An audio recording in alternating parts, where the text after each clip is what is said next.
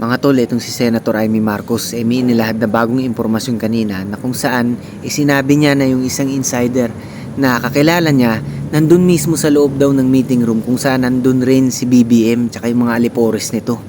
Pinagbabalakan daw nilang isulong yung charter change at balak nilang ihinto daw yung eleksyon sa 2028. So bilang isang mamamayang Pilipino, ito nga napalabas ako para magpahangin. Nakaka-alarma lang talaga. It's very concerning, no, kasi it will raise serious concerns both politically and economically para sa ating bansa.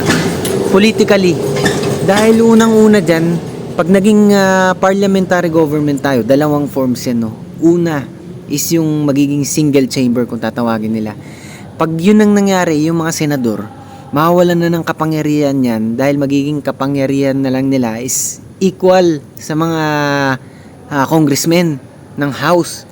Pag naman yung ginawa nila yung hybrid form, yung mga senador, hindi nila mapapatalsik yung prime minister.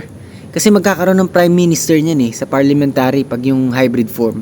Hindi nila pwedeng pababain yun pagka nangurakot o naging corrupt, no? Hindi sila pwedeng mag-vote ng no.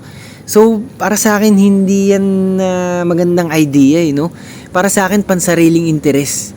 At nakaka-alarma lang talaga kasi nga, kaya siguro nila ginagawa yan dahil alam nilang hindi nila mapapabagsak yung Duterte itong 2028 elections. Kaya gusto nilang ma-extend yung mga term nila para nang sa ganun, yung kapangyarihan talaga mahawakan nila. At talagang nakakatakot lang, no, kung ito yung matutuloy kasi nga, baka mangyari niyan, yun nga, magtuloy-tuloy to at maging martial law tulad ng ginawa ng tatay niya. Sana itong si Mr. President magdalawang isip, no. Huwag niya sanang itutuloy itong mga binabalak daw niya ng mga ito. At magkaroon siya ng onting konsensya man lang, no. Dahil nga isipin niya at the first place kung bakit siya tumakbo. Para saan ba, 'di ba? Para mai-correct ang legacy sana ng tatay niya na nagkaroon ng bahid noon. Pero ano nangyari ngayon? Parang nagkakaroon ng puno-puno ng vengeance yun ang nakikita ko yung paghihigante, puot, galit. At naapektuhan dito hindi lang naman ang mga Marcos hindi lang naman sila.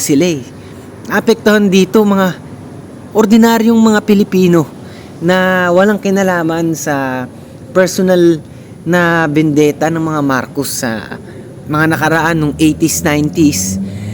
Kung may problema itong si Mr. President sa nakaraan niya, wag niya sanang idadamay ang buong sambayan ng Pilipino. Kasi lahat tayo dito, sobrang lag na tayo sa pag-asenso. Sobrang napag-iwanan na. Haluan pa ng ganyang paghihigante. Sana naman Mr. President, sana hipuin ng Panginoon ng puso at damdamin itong si BBM nang wag niya ituloy itong mga binabalak daw niyang mga ito. Sana lang mga tol talaga. Pagdasal natin.